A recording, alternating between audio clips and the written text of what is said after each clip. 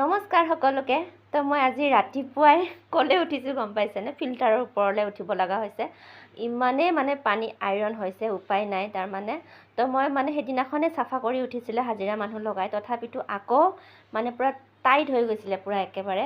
তো মই এনেই ওপৰত অলপ উঠি পূৰা খন্তি দি খুচৰি দিছোঁ। আৰু চাওকচোন বাৰু ৰাতিপুৱাৰ নজাৰাটো ইমান ধুনীয়া ভিউ নহয়নে, ওপৰৰ পৰা বহুতেই ধুনীয়া লাগিছিলে। আৰু সেইকাৰণে অলপমান ভিডিঅ'ত কেপচাৰ কৰি ল'লোঁ। আৰু চাওকচোন বাৰু এনেকুৱাকৈ আমাৰ ইয়াতে আইৰণ দেই, মঙলদৈত অতিপাত বেয়া পানী। কি ক'ম আৰু, পানীখিনিৰ কাৰণে এনেকুৱা ফিল্টাৰ বনাব লগা হৈছে।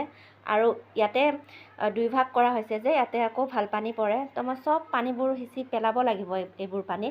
সেইকাৰণে তাৰমানে কি ক'ম আৰু, এতিয়া পানীখিনিৰ কাৰণে ইমানেই প্ৰব্লেম হৈছে। তো ৰাতিপুৱাই পূৰা খন্তি দি খুন্দি তো এনেকৈ অলপ চাফা কৰি দিছোঁ।